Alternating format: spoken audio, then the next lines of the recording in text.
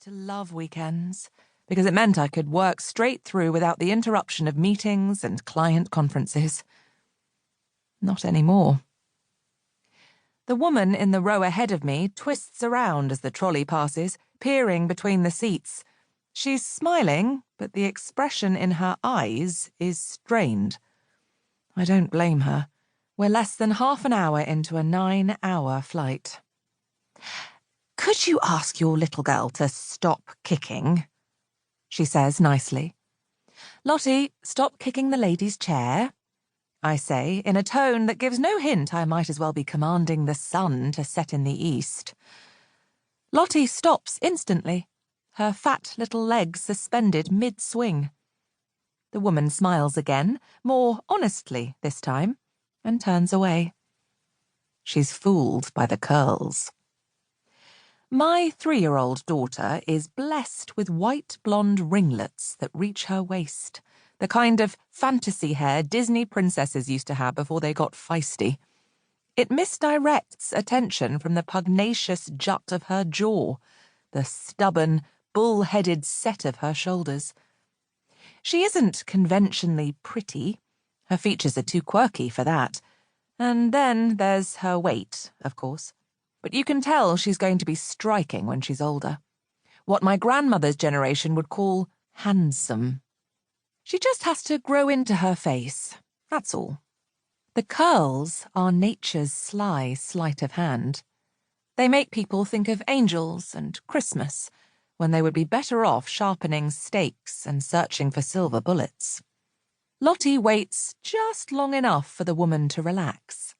"Please, dear, could you stop that?" the woman says.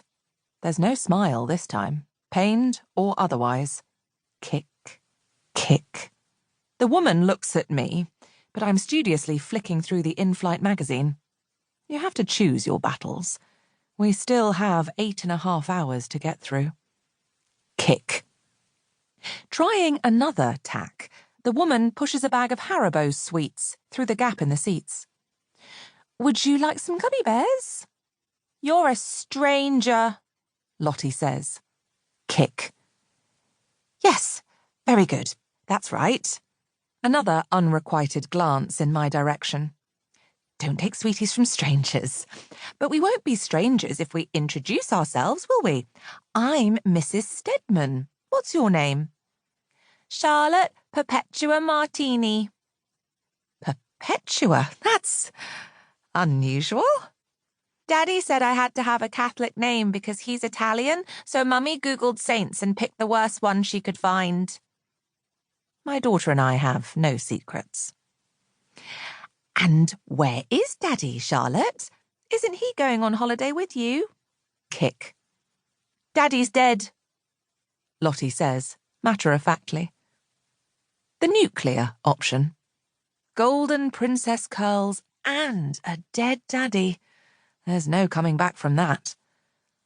"Oh, dear. Oh, I'm so sorry, Charlotte." "It's okay. Mummy says he was a bastard." "Lottie," I reprove, but my heart's not in it. He was. The woman subsides into her seat, radiating the peculiar combination of tongue-tied embarrassment and ghoulish curiosity with which I've become so familiar in the 14 months since Luca was killed when a bridge collapsed in Genoa. He was visiting his elderly parents, who split their time between their apartment there and his mother's ancestral family home in Sicily. It's just luck it was my weekend to have Lottie, and not his, or she'd have been with him. Taking pity on the woman, I give Lottie my mobile phone.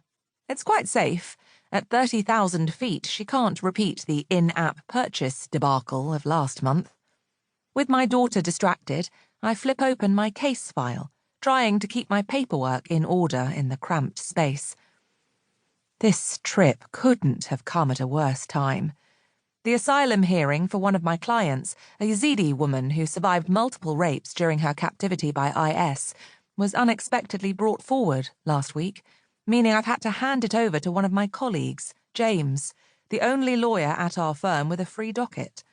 He's extremely competent, but my client is terrified of men.